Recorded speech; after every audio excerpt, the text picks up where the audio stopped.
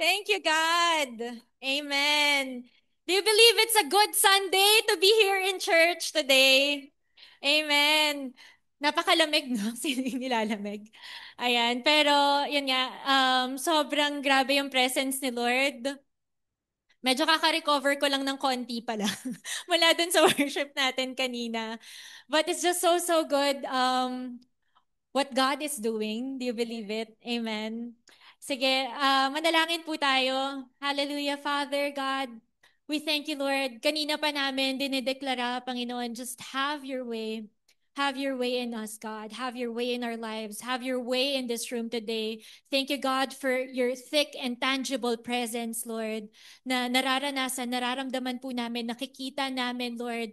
We're perceiving right now. And we thank you, Lord, that there's more, God, that you're about to do and allow us, Lord, to experience, God, something new, God, something fresh, Lord, that you are doing in our lives. Marami pong salamat, Panginoon, for each and every one na nagpunta po, na nandito ngayon, God. We are just ready to receive, God. We're ready, Lord, to just welcome your presence, Lord. Welcome what you want to do in our lives. Come, Lord. Come, Holy Spirit. Have your way. In Jesus' name we pray. Amen. Amen. Thank you, Jesus. Come on, if you're excited for God's presence, don't stop. Clap your hands for the Lord. Let's give the Lord a warm welcome right now. Thank you, God. Salamat, Lord. Amen. Sino dito yung thankful ka sa lamig ng panahon ngayon? Amen. We've been praying for a better weather since this morning kasi medyo maulan. Pero we're very grateful na I think medyo tumila na po ang ulan. And at the same time, yun nga, we're blessed with this cool breeze in the presence of God today. And I'm just excited, sa gagawin ni Lord ngayon. Actually, um, ang dami ng ang dami ng mga bagay na pinapakita ni Lord. Even kanina, I just want to share this quick story. A testimony of God's goodness.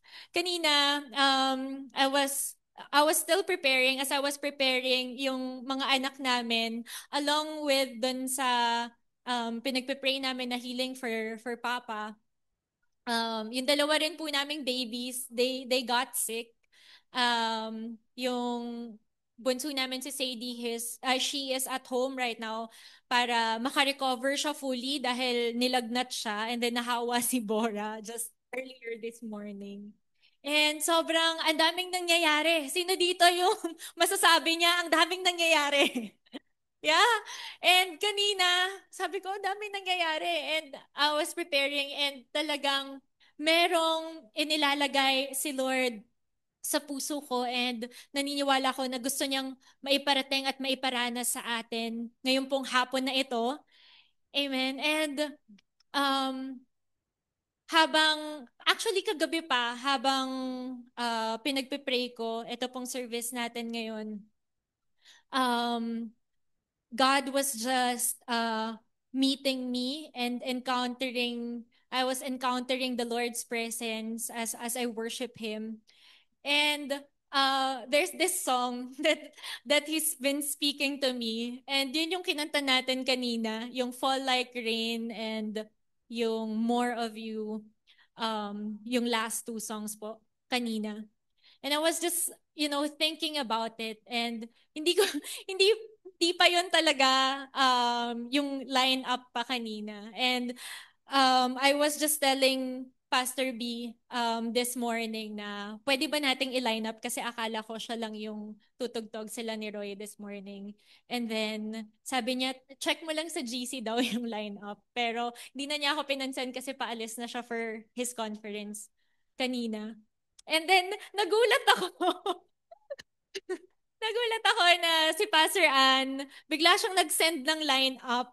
And it was the exact same songs na sinasabi ni Lord na ilagay natin dun sa lineup natin today. Sino naniniwala na mahal ka ni Lord? Amen.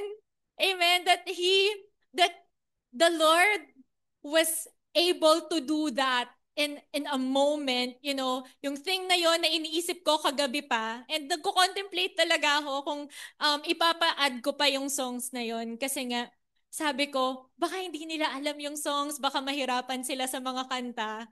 And then, it was just such a reassurance, of how the Lord is with us and how the Lord is speaking to us and how the Lord is moving in our midst. And it was such a confirmation to me kanina. Grabe, praise God. Kasi we had such a wonderful time of worship. And we're still having more. Amen. And we're still gonna have more. So thank you, Lord, because God is doing something. God is up to something. And nito pong mga nakaraang mga linggo pa, um, yung word po na na-receive natin, it was amazing. Amen. Wala kami, wala kami last Sunday, but we can feel something going on in here. Kahit nandun kami, our topic was the Holy Spirit. We were teaching it to the kids and we were telling them about the Holy Spirit and how He is so real in our lives and how we got a super real power in the Holy Spirit. Amen.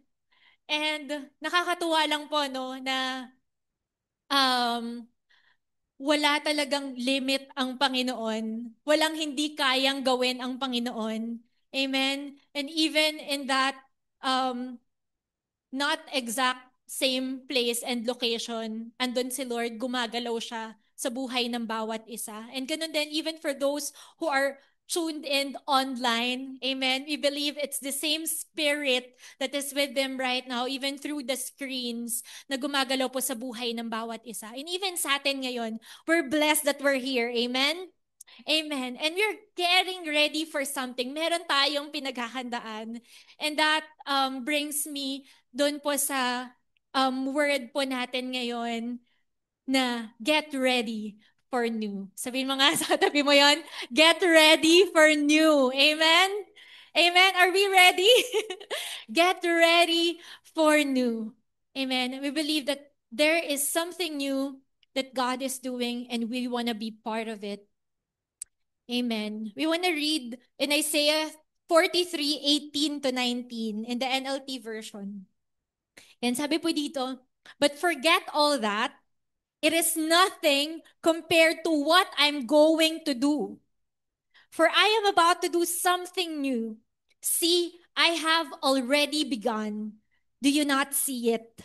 I will make a pathway through the wilderness, and I will create rivers in dry wasteland.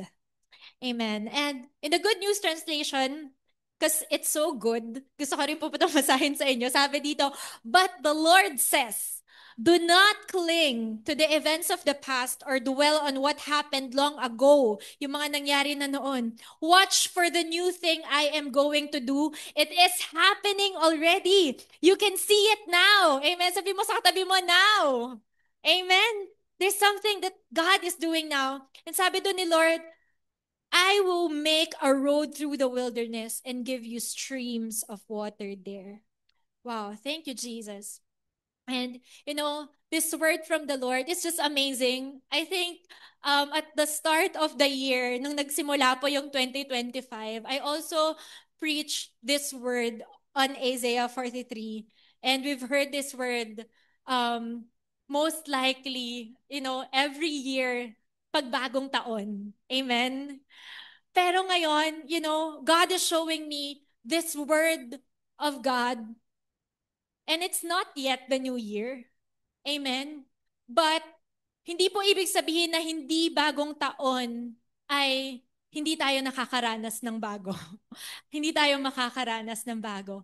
Because, it's not in the flipping of a calendar na merong bago na nangyayari. Amen? It's not even in the flipping of, yung isang buong season or timeline lang. Amen? But each and every moment, every day, every second, laging merong bago. Amen? And hindi lang pang laging meron bago, pero laging merong bagong ginagawa si Lord. And I want us to get that in our spirits right now, na hindi lang basta laging merong bago, pero laging merong bago na ginagawa si Lord. Amen. That's why, dun sa word po kanina, sabi, forget all that. But forget all that. Amen? Yung mga nangyari kanina, yung mga nangyari kahapon, yung mga nangyari nung nakaraang taon, at nung nakaraang taon pa. Sino dito yung marami pa siyang naaalala sa mga nakaraan? Amen? Napakahirap po, no, na ano, nakalimutan minsan yung mga nakaraan. Talagang fresh na fresh pa sa mga alaala natin yung mga nangyari ng nakaraan. Pero sinasabi po sa atin ng Panginoon, but forget all of that. Kalimutan mo na. Forget all of that because it is nothing. Sabihin mo nga, nothing compared to what I am going to do. Amen? Wala daw yun. Amen? Yung mga victories natin in the past, yung mga naranasan natin, nakita natin, nakagalingan noon, yung mga nakita nating milagro ng Panginoon noon. Amen? We say, God, do it again, but more. Amen? We say, God, do it again, but a new thing that God is doing. There is a new thing that God is doing. And that is what the Lord wants our eyes to see. Sabi doon, for I am about to do something new. That's why we want to get ready for the new. Sino dito yung gusto mong maging handa? Amen? Gusto po nating maging handa. Ang hirap pag hindi ka handa. Naranasan nyo na yung hindi ka prepared. Marami po sa atin, every day we're experiencing new things in our lives and we experience that new thing and we realize, I'm not ready for it. Hindi ako handa para dun sa bago. Hindi ako handa para dito sa nararanasan ko ngayon. And many of us get excited for New Year. Amen? Many of us get excited for new things. May bago kang gamit, may bago kang natanggap, meron kang bagong ma-experience. Amen? It looks really nice when you hear it, but it's another thing when you experience it. It's another thing when it's already right there. Amen? And when it's right there, marami po sa atin, we are not ready for the new. But God wants us to get ready for the new. Sabi mo sa katabi mo, hinahanda ka ni Lord. Amen. Revelations 21 verse 5. Sabi po, and the one sitting on the throne said, look, I am making everything new. Amen? This is God speaking.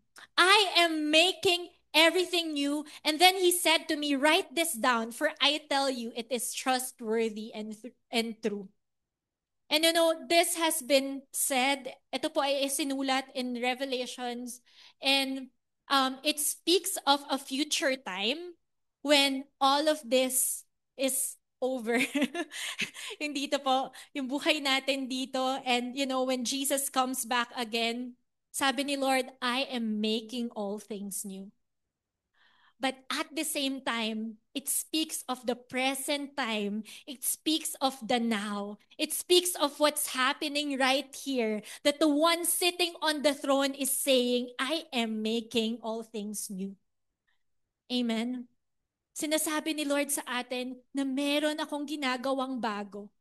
Meron akong ginagawang bago sa bawat bagong araw, sa bawat bagong oras na ibinibigay sa atin ng Panginoon. Meron pong bago na ginagawa ang Diyos.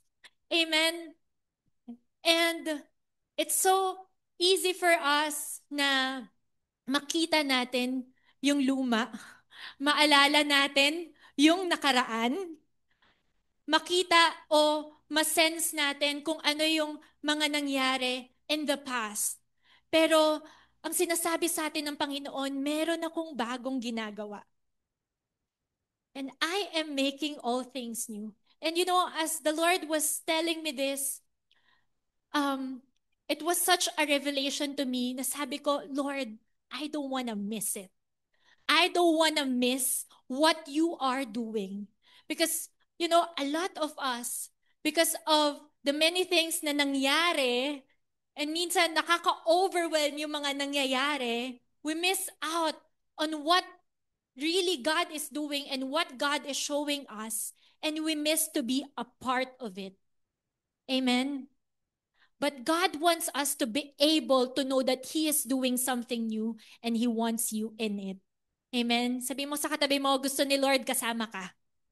Amen? Gusto mo ba kasama yung katabi mo? Gusto ni Lord na kasama po tayo dito sa bago na ginagawa niya sa ating pong mga buhay.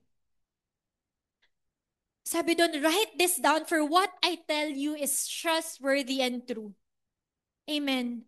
When you experience something new, when you experience something that you have never seen before, you have never encountered before, you can write it down. Sinasabi sa atin ni Lord, pwede mong isulat. Bakit?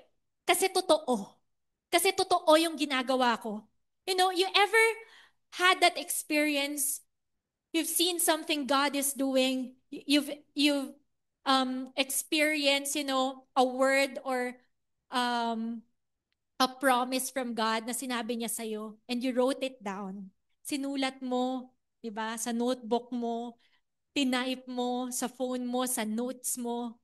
Amen? And then, sometime, di ba, na you look back at it and you see that it is trustworthy and true.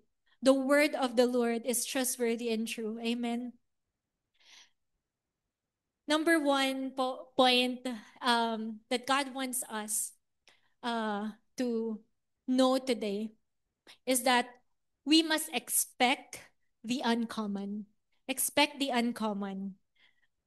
Sino po dito yung kapag merong hindi, hindi common sa'yo, parang hindi ka sigurado or hindi ka sure kung paano mo haharapin yung uncommon na yon. But bilang sa atin po ng mga mananampalataya ni Lord and for us, children of God, dapat hindi na po sa atin bago yung mga uncommon. Amen? Sabi dito, expect the uncommon. Why? Because Isaiah 43:19 says, see, I am doing a new thing. Amen? A new thing is uncommon thing. Amen? A new thing is something na hindi tayo sanay. Amen? A new thing is something na hindi natin madalas na nararanasan. But sabi doon, see, I am doing a new thing. The problem is not that God is not moving, but that we are not seeing it. Hindi natin madalas nakikita yung paggalaw ng Panginoon po sa ating buhay. But we must have that expectation in us that there's a new thing that will come, a new thing that we will see, a new thing that God will allow us to see each and every moment of our lives. Laging merong bago na ginagawa si Lord. Amen? Laging merong bago na ginagawa si Lord. And we thank God for that. Minsan nakakatakot po, o madalas nakakatakot yung bago. Pero kapag yung bago, hindi na bago sa'yo. Kapag yung bago, alam mo na laging merong bago. Amen? The uncommon will be our common. And when the uncommon starts to be our common, we know, amen, that we're gonna experience it, that we can expect it. Amen? Sino dito yung gusto mo that you will expect new things in your life? Amen? That you will expect the uncommon things in your life. And God wants us, to understand this. Dahil lagi at lagi naman talaga tayong merong bagong mararanasan. Pero yung mararanasan mo, nakadepende sa kung ano yung nakikita mo. Kasi kung yung nakikita po natin ay kung ano lang yung nangyari noon, ay kung ano lang yung naranasan na natin noon, malamang sa malamang, dun sa midst ng bago na nararanasan mo, yung mararanasan mo hindi na bago. Naintindihan po ba natin na yun? Meron kang bagong nararanasan. Pero yung mararanasan mo hindi bago. Dahil hindi mo nakita na merong bagong ginagawa si Lord.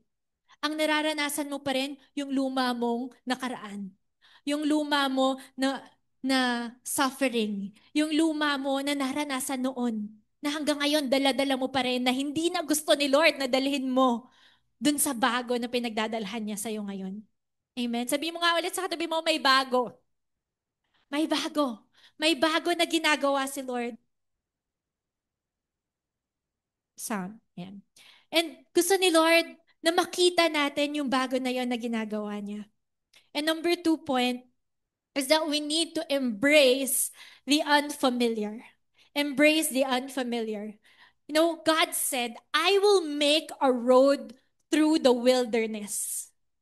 I will make a road through the wilderness. Meaning the new thing may start in uncomfortable and unpredictable places. Amen? Sabi niya, I'm gonna make a road through the wilderness. Alam niyo po ba, ang hirap na mapunta ka sa isang lugar na hindi mo alam kung saan ka pupunta. Amen? But God wants us to be able not just to expect the uncommon, to expect the new thing that's gonna happen, but when it comes, God wants us to be able to embrace the unfamiliar. God wants us to be able to embrace that new thing. Amen? Amen? Bakit natin yayakapin? Paano natin yayakapin? And you know, at the first experience or first parang touch, first step mo dun sa uncommon place, dun sa unfamiliar place, ano yung automatic response natin? We often resist it. I don't want that. Kanina sabi natin, kapag may bago, laging, excited tayo para doon. Gusto ko yung bago, gusto kong makaranas ng bago. Pero pag nandun ka na sa bago, ano yung sinasabi natin? Ayoko nito.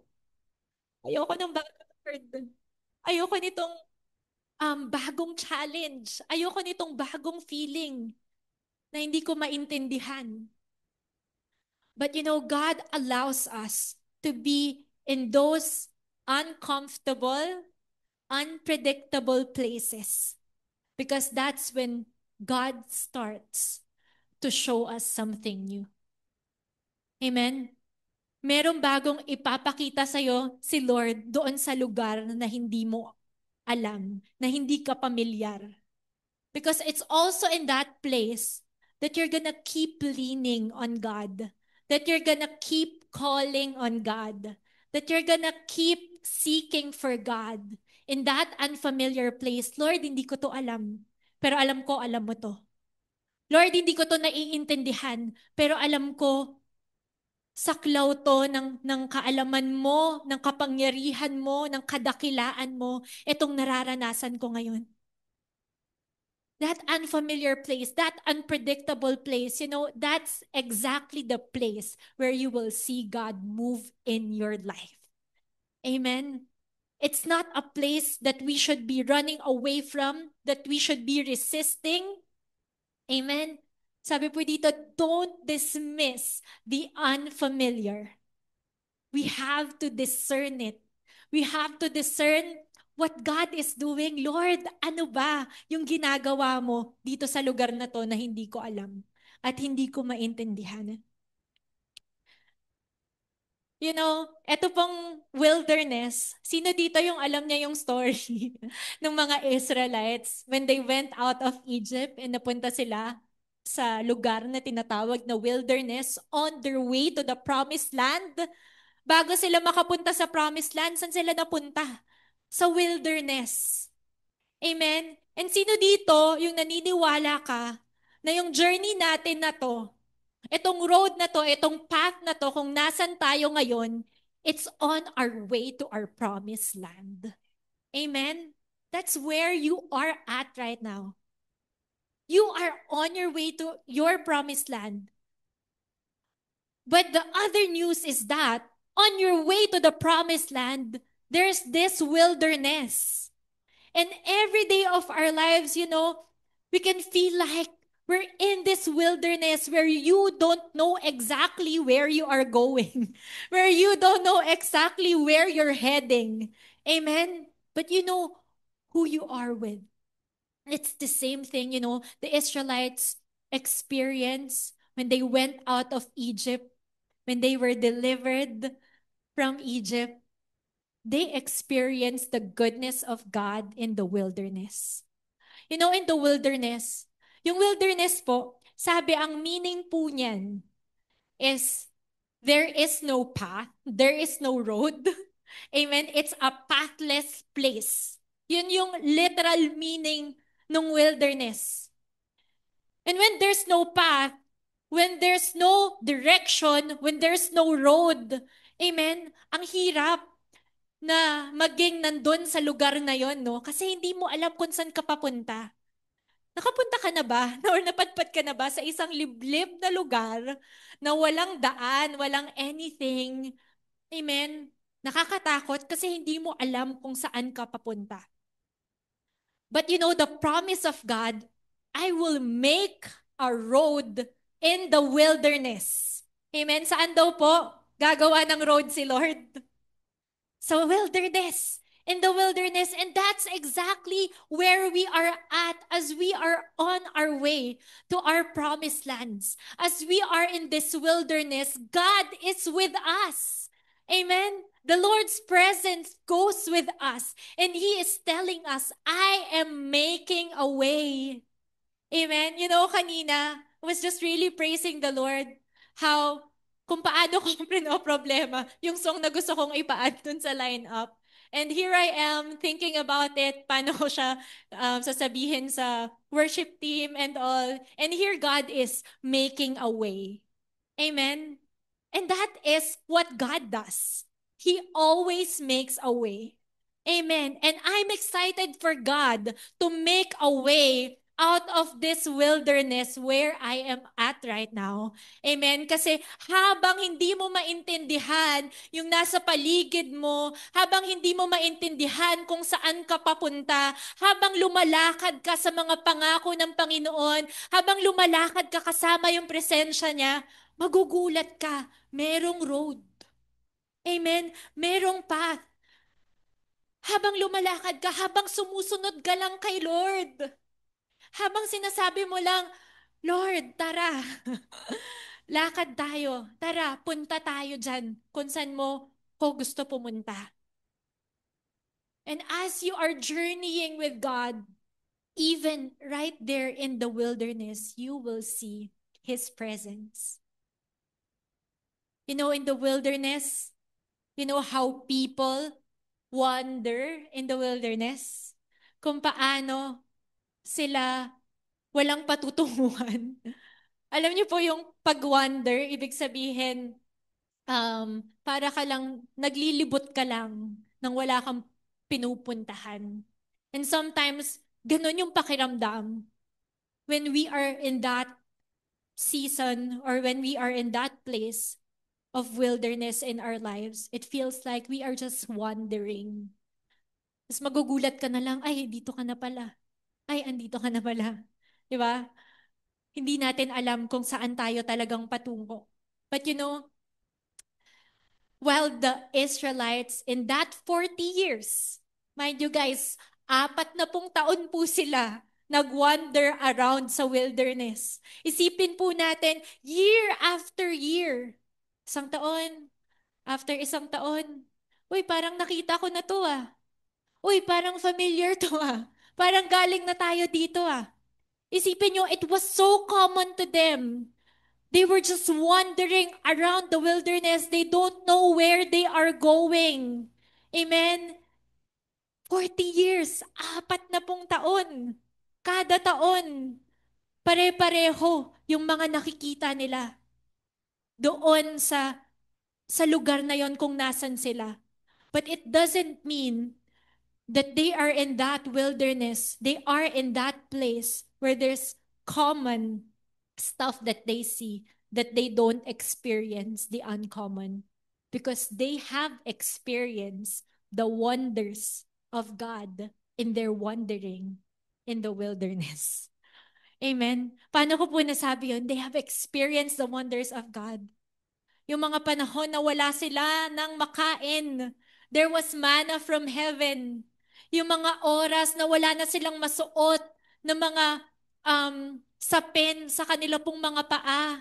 Hindi natin alam kung paano nag-grow. Amen. Yung kanila pong mga tsinelas. But they need not to look for stuff because God was their provider all along. God was a miracle worker in their midst all along. Amen. The presence of God was with them. During the night, 'di ba, meron silang pillar of fire, meron silang ilaw. And there, at daytime, meron silang cloud that goes with them. How good is God? That He provides everything that we need for us. That even in the wilderness, you're gonna see the hand of God. You're gonna see the move of God. You're gonna see the presence of God. You're gonna see the goodness of God in your wilderness. Thank you, Lord. And kaya okay lang and ang sarap na i-embrace yung unfamiliar. Amen? Kasi laging merong bago na ginagawa si Lord. Isipin niyo yun. Sobrang common nung nakikita nila kasi alam na nila it was a place of wilderness. But at the same time, they experienced new things that God was doing. They experienced the road that God was making in their wilderness. That as they go, as they went, as they followed the Lord, they see God being faithful to them again and again and again and again. Amen. Are we thankful for God? Amen. Are we thankful for God's faithfulness in our lives? Naisip-isip na ba natin kung gaano katapat ang Diyos sa buhay natin? Sa bawat araw na meron tayong hininga, sa bawat araw na meron tayo ng mga bagay na meron tayo ngayon. Napakabuti ng Diyos, napakatapat po ng Panginoon. And we embrace the unfamiliar. And number 3, we experience the unimaginable. Experience the unimaginable. You know, when the Spirit of God moves, He always exceeds our imagination. Amen? When the Spirit of God move, what you have thought in your mind, kung ano yung kayang isipin ng isip mo, yung hangganan nun, yung pinaka matindi na, na kayang isipin ng imagination mo, isipin mo na. Amen? Dahil sinasabi ni Lord na kaya ko pang higitan yun. Amen? That I am a God who can exceed your imagination. I'm a God who can exceed your dreams. I'm a God who can exceed, amen, what you have thought I can do.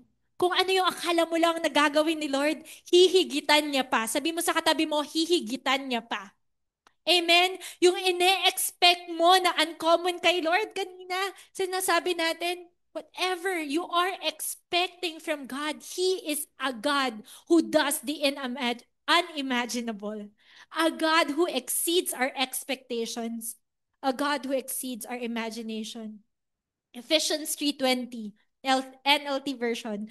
Now all glory to God who is able through his mighty power at work within us to accomplish infinitely more than we might ask or think.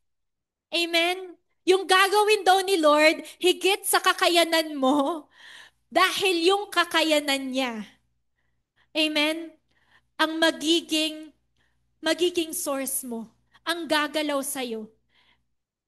It's just so good, you know, what God is able to show us, the new thing that God is showing us will be through us.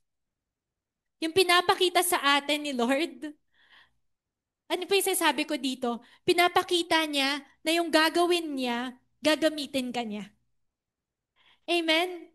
That's why God wants us to be a part of the new thing that He is doing because He wants His power to be at work within you. Amen? Minsan akala lang natin, you know, parang fireworks lang, manonood lang tayo. Amen? Minsan akala natin yung gagawin ni Lord, uy, makikita ko yan sa buhay ng ibang tao. Yung gagawin ni Lord, meron siyang gagawing matindi. But you know what? how good God is. Yung gusto niyang ipakita at gawin sa mga buhay natin, kasama ka. He wants to do it through you. He wants to do it within you. That's how mighty and powerful our God is. That, He's not a genie who's just gonna, you know, tawag dito, automatically just do things, gumaling, or parang tumayo, makakita. All of that, makita natin sa Bible, if we read through it, kaya yun gawin ni Lord instantly, sa kapangyarihan niya. Pero bakit? Sa bawat pagkakataon, pinapakita ni Lord na yung milagro niya, sinasama niya tayo. Meron tayong participation. Amen? Doon po sa mga milagro na ginagawa ni Lord. And ano po yung participation natin? We need to believe. Amen? We need to have faith. That faith is what God needs for us, to have in order for us to see the unimaginable. Sabi doon, now all glory to God who is able through His mighty power at work within you to accomplish infinitely more than we might ask or think. So siguro isipin na natin ngayon, no? Yung mga bagay na pinagpe-pray natin, yung mga bagay na hinihingi natin sa Panginoon, yung mga bagay na iniisip natin na kayang gawin ng Diyos. Kasi sinasabi po ni Lord na higit pa dyan yung kaya niyang gawin. And sometimes we don't experience, what really God can do in our lives. It's because we think too small. Think too small of God na, ay, di siguro yan gagawin ni Lord. Ay, siguro hindi sa akin, siguro sa iba. Pero sa akin, hindi siguro yan gagawin ni Lord. But, meron pong dalawang bagay na ipapakita sa atin ngayon si Lord as He is showing us this story, as He is showing us this word, how important it is, kanina pa natin, binabasa, to forget. So yung mga sa katabi mo, forget. And also how important it is to remember. Amen? Kasi maraming mga bagay si Lord na pinapakalimutan sa atin, pero marami ding bagay si Lord na gustong ipaalala sa atin. Amen po ba? And how silly it is, how ironic it is, na madalas, gaano po ba katotoo, na madalas mas lagi nating inaalala at naaalala yung mga bagay na dapat nating kalimutan. At kinakalimutan natin yung mga bagay na dapat nating maalala. Amen? Gaano po ba katotoo yun sa mga buhay natin? Pero ngayon, merong pinapaalala sa atin si Lord. God wants you to remember something. And if you read your Bible, and we encourage you to read your Bible, there are a lot of things that God is saying for you to remember. Remember this, that this should be, at the forefront of your thinking, at the forefront of your decision making, or whenever that you just wake up, face life, face people, dapat ito lagi yung naaalala mo. Amen? And what are those things? Ano yung dapat nating laging naaalala? Psalm 103, 1 to 5. These are just a few of them, but these are things that we should remember as followers of Christ. Verse 1, sabi po, let all that I am praise the Lord. With my whole heart, I will praise His holy name. Let all that I am praise the Lord. May I never forget the good things He does for me. The good things that God does for you. Ano po yun? He forgives all of my sins. God forgives all of our sins. Alam ko na yan eh. Pero gaano kadalas na nakakalimutan natin na pinatawad na tayo ng Diyos? na time and time again, sa mga pagkakataon na tayo po ay nagkakamali, na tayo po ay merong mga nararanasan, na mga weaknesses sa ating pong mga buhay. Gaano kadalas yung panahon na kesa ipaalala mo sa sarili mo na pinatawad ka ni Lord, mas pinapaalala mo pa sa sarili mo, amen, na hindi ka papatawarin ni Lord, or parang mas lalo nating pinapalaki yung mga bagay na nagagawa natin kesa dun sa gaano kalaki yung ginawa na ni Lord para po sa ating kapatawaran. Amen. Sino dito yung pinatawad ka na ni Lord? Thank you, Lord. Amen. You should be proud, that God has forgiven you. God has given His life to you. He has forgiven you, and you should remind yourself, God has forgiven all of my sins. Amen. Thank you, Lord. And this, all of our sins includes everything. Our sins yesterday, our sins in the past, our sins today, our sins tomorrow. Amen. Yung mga magagawa mo pa na kasalanan o na pagkakamali, pinagbayaran na, pinatawad na ng Diyos. Amen? Pinatawad na ni Lord. And that's just what we have to remind ourselves. God forgives all of my sins. And number two, He heals all of our diseases.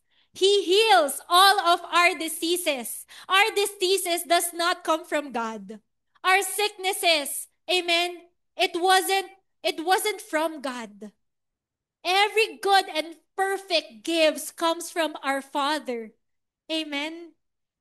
Bawat perpektong regalo, bagay galing sa ating Panginoon at hindi kasama yung sakit sa plano ng Diyos sa ating pong mga buhay. But He allows it because He is so sovereign, because He is so powerful, and because He is so good that even if the enemy meant it for bad, God can mean it for good.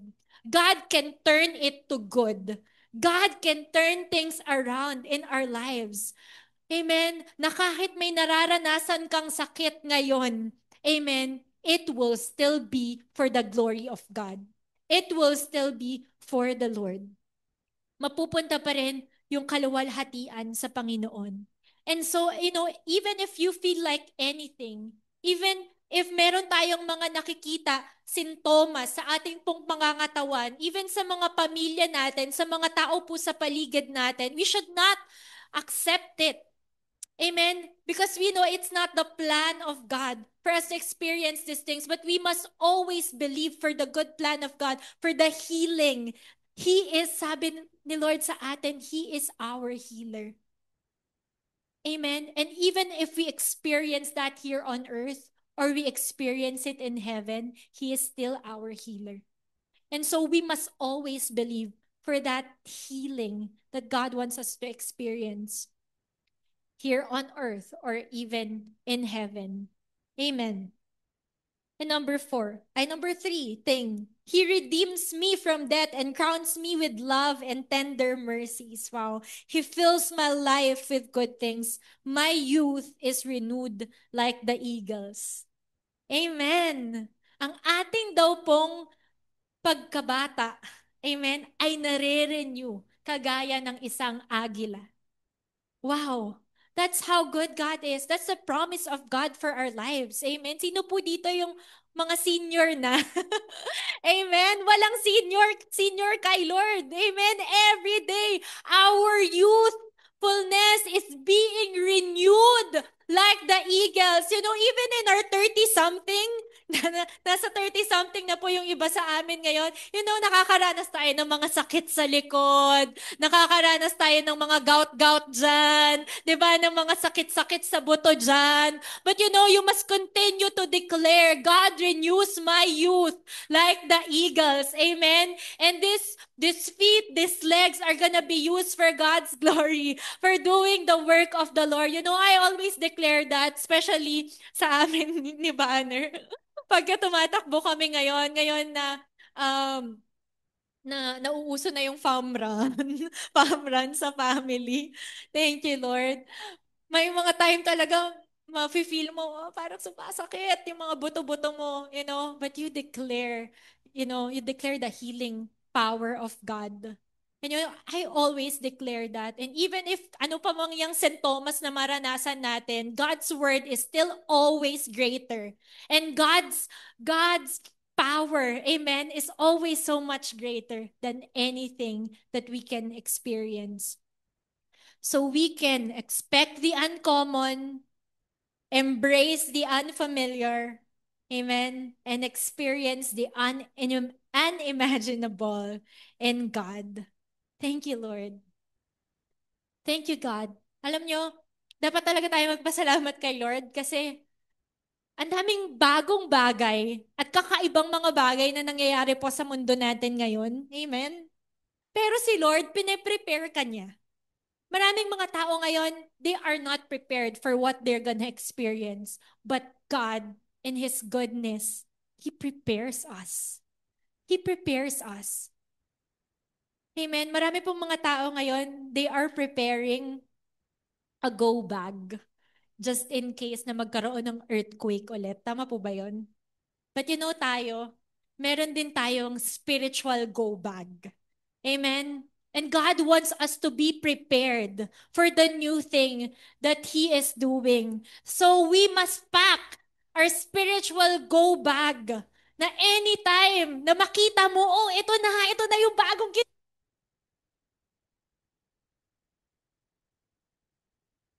Hello, ayan. Yun na nga yung bago, di ba? Yun na yung bagong ginagawa ni Lord. And you are ready. Amen? Kasi ito na yung bago. Nakikita mo na, ayan na. Ayan na yung path sa wilderness mo. Nabubuo na yung road dun sa wilderness mo. And you are ready and you will just get that spiritual go bag that you have packed and you are ready to go. Let's go, Lord. Amen. Sabi mo nga, let's go, Lord. Amen. Ano po yung kailangan nating ipack doon? Kailangan nating ipack doon yung mga pinaalala sa atin ni Lord kanina. Yan na yung number one, yung forget. We stop clinging to the events of the past. We stop clinging to what has happened in the past. Because you know what? If there's anything that you will pack in your spiritual go bag, you don't want to pack there something that you don't need. You don't wanna pack there something na alam mong hindi naman kailangan at pahihirapan ka lang dun sa journey mo, dun sa kasunod na bagay na mararanasan mo. Amen? Sino dito yung tingin niya na magpapack siya ng isang buong refrigerator, aircon, lamesa, upuan, 'di ba? Sa kanyang spiritual ay sa kanyang go bag kapag nagka-earthquake ulit. Wala siguro.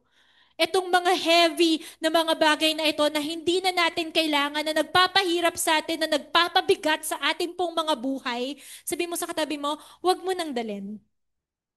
Wag na nating dalin. Wag na nating ipak. Wag na nating isama. We stop clinging to it. That's the word that God wants to us to receive, Stop clinging to the things of the past. Sabi pa nga doon, to the things of the past from long ago. Ganon ka-specific si Lord doon sa mga bagay na kiniklingan natin. Amen? Ganon ka-alam ni Lord na doon ka pa rin naka-attach. Doon sa luma, doon sa kahapon, doon sa nangyari a decade ago, 10 years ago, 5 years ago. Amen? Wala na yon. Sinasabi ni Lord, there's a new thing that I am doing. And number two, you watch for the new thing. Watch for the new thing. Kailangan mong makita with your own eyes, your own spiritual eyes, what God is doing. Kasabi po natin kanina, we don't dismiss the unfamiliar. We discern the unfamiliar. We want to discern the unfamiliar. Lord, what are you doing? Lord, what do you want me to see? Lord, what are you showing me right now? Right now. And I'm saying it right now because right now may ginagawang bago si Lord. And that's how alert we must be, sa bagay na to na ginagawa po ni Lord sa atin, because there will be paths in the wilderness and rivers in the dry wasteland. And I love that word. There will be rivers in the dry wasteland. Amen. Where there is drought, where there's dryness, where there's emptiness, where there's nothing there and you can't feel anything there, sabi doon ni Lord, there will be rivers. Na-imagine niyo yun? Yung sa desierto na napakainit, tapos magkakaroon ng river, a free-flowing river, not stopping, di ba? Hindi tumitigil yung flow, hindi tumitigil yung agos. Ganun daw po yung gagawin ng Diyos sa ating mga buhay. The presence of God will not stop flowing in our lives. It will keep flowing in our lives.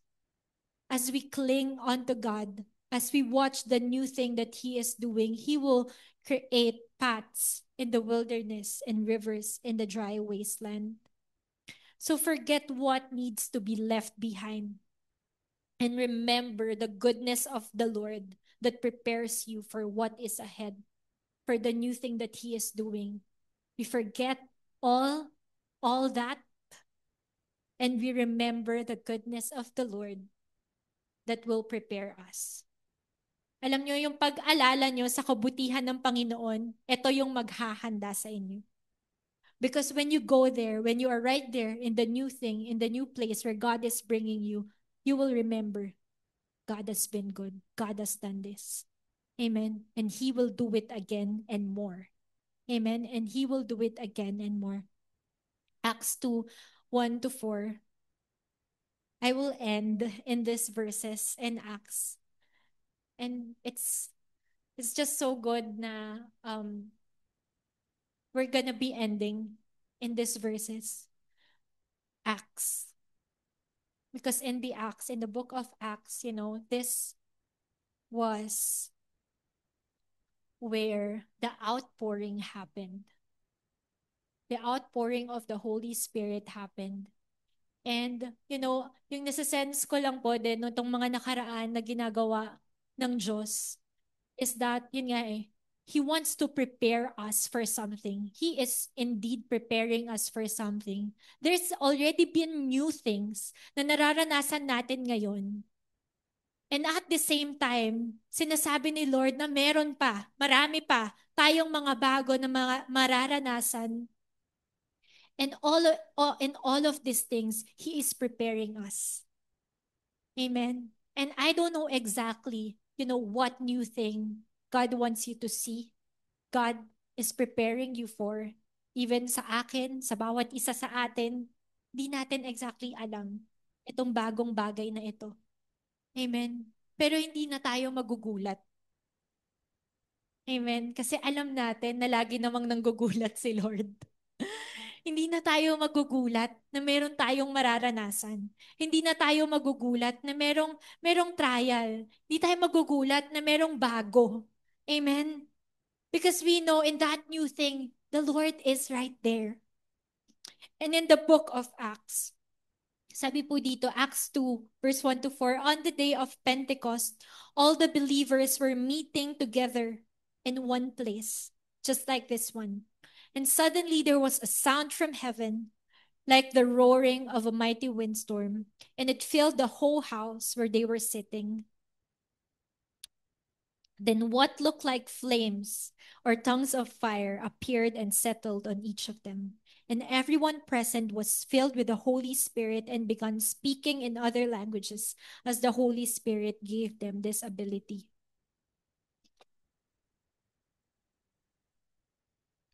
Wow. Kapag nag-move yung Spirit ni Lord, when the Spirit of God moves, we can really be able to experience the unimaginable. And during this time, all the believers, they were just meeting together in one place. But sabi doon, they were, in other translation, it says that they were in one accord. They were in unity. And all of them, all of those believers, what are they united about? They were all expecting, they were all waiting. They were all in that place and they're waiting for God. They're waiting for the move of God. They were expecting the uncommon. They were embracing the unfamiliar that was happening right there. And they experienced the unimaginable because they allowed the Spirit of God, the Holy Spirit, to move in their midst. And maybe some of us here, we don't know who the Holy Spirit is. The Holy Spirit is God. Bago ito pong moment na ito, there was this moment na kinakausap ni Jesus yung mga disciples and He told them that I will leave. Aalis na ako. I will go back to my Father. Pero hindi kayo dapat malungkot. And that's the thing. Kapag may bago, minsan nalulungkot tayo kasi wala na yung luma. Kasi hindi na natin na-experience yung common na sa atin. Pero hindi daw tayo dapat malungkot. Amen? Bakit? Kasi merong bago. May bagong ginagawa ang Diyos. And at that time, He was telling them, you don't have to be filled with grief, with sadness. Amen? Because a helper will come. A helper will come. A friend will come. Amen? A confidant will come. He will come in our lives. His name is the Holy Spirit. And kasama natin siya. Amen? We don't have to activate the Holy Spirit because He's already there. We don't have to say, Holy Spirit, please be here because He's already there. You just have to recognize. You just have to know that He's there. God has given us His Spirit. And sabi doon, on the day of Pentecost, they were all there meeting in one place, and suddenly there was a sound from heaven like a roaring of a mighty windstorm, and it filled the whole house where they were sitting. Then what looked like flames or tongues of fire appeared and settled on each of them, and everyone present was filled. And that's what God wants us to do right now in this place. He wants to fill you again. He wants to fill you again. If you haven't been filled before, He wants to fill you now. If you have been filled before, He wants to fill you again. Amen. He will do it again. And they were all filled with the Holy Spirit, and they began speaking in other languages. And the Holy Spirit gave them this ability, and this was something new.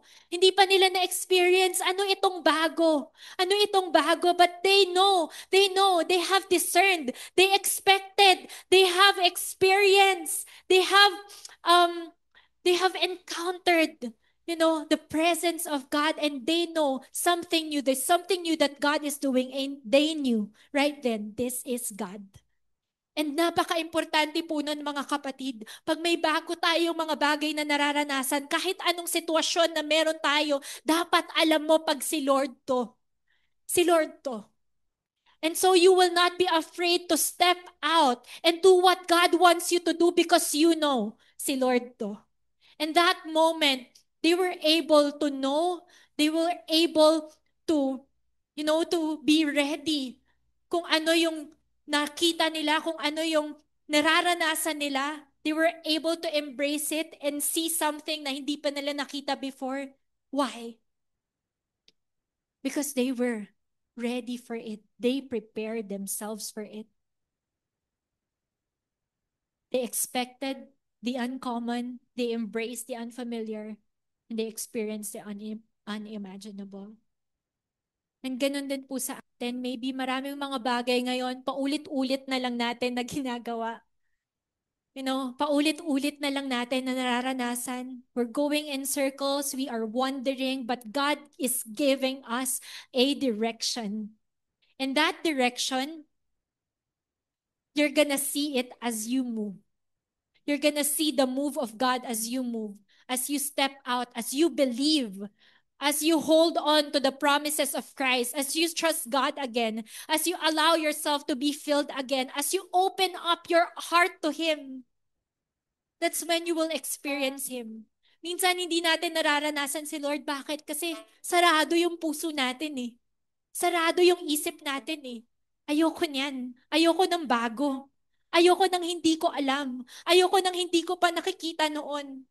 Pero ang gusto sa yung ipakita ng Diyos, yung hindi mo pa nakikita noon. Something that we have never experienced before. Now, I want to read to us Acts 2 verse 17. Pwede po tayong tumayo. Sakto. Sabi dito sa Acts 2:17, that's when Peter stood up and backed by the other 11, spoke out with bold urgency. This is in the Message version. Fellow Jews, all of you who are visiting Jerusalem, listen carefully and get this story straight. These people aren't drunk, as some of you suspect. They haven't had time to get drunk. It's only 9 o'clock in the morning. Hello. Sabi ni Peter, he stood up three times. And it's also the same Peter right here, standing up, being bold for God, being bold for Jesus, saying, fellow Jews, hindi sila mga lasing. Hindi sila mga lasing. These believers who were gathered and experienced the Holy Spirit there, hindi sila mga lasing. These people aren't drunk, as some of you might suspect. This is what the prophet Joel announced would happen. In the last days, God says, I will pour out my spirit on every kind of people. Your sons will prophesy. Can we invite the kids inside? Sabi doon, in the last days, I will pour out my spirit on every kind of people. Anong klaseng tao ka ba? Anong klaseng tao ka ba sa tingin mo? You know, it doesn't matter. It doesn't matter your race. It doesn't matter your gender, your age, kung ilang taon ka, kung anong position mo, kung ano yung nararanasan mo sa buhay mo ngayon, kung saan ka nakatira, kung ano yung mga napagtagumpayan mo na. It doesn't matter. Sabi doon, I will pour out my spirit on every kind of people. Your sons will prophesy, also your daughters. Your young men will see visions. Your old men will dream dreams. When the time comes, I'll pour out my spirit on those who serve me, men and women both, and they will prophesy. I'll set wonders in the sky above and signs on earth below, blood and fire and billowing smoke, the sun turning black and the moon blood red before the day of the Lord arrives, the day tremendous and marvelous, and whoever calls out for help to me will be saved. And maybe, this is something new for us. What we are hearing right now, the presence of God that we are experiencing right now, it may be new, but it doesn't mean it's not real. Kung merong bagay na totoo sa mga buhay natin ngayon, more than anything tangible sa lugar na ito ngayon, what's more tangible and what's more real is the presence of God in this place. It is right here, right now. It is moving. He is doing something new. He is doing something in your heart. He is doing something in your life. Kung tingin mo, kinalimutan ka na ni Lord. And you've been wandering, you've been running around, wandering in circles. You don't know what to do. You don't know where to go. Feeling mo nagkataon lang na dinala ka ni Lord sa lugar na to ngayon. But hindi aksidente na nandito ka ngayon. God wants you to be here right now. God wants you to know that He is with you. He is with you. He has never left you. He never leaves us nor forsakes us. He is with us. And the Spirit makes all things new. You know, ito pong prophecy na binasa natin kanina, it was Joel's prophecy that there's gonna be a move of God that we will experience. Sabi doon, your sons and daughters will prophesy. Amen. It doesn't require a certain age. Amen? Walang sinabi doon, yung mga 15 years old, 20 years old, pataas lang. Hindi, kahit yung pinakabata sa room na to, your sons, your daughters, they shall prophesy. God is raising a new generation in this place who will speak His word with power. Amen. Even the youngest one will experience the empowerment of the Holy Spirit.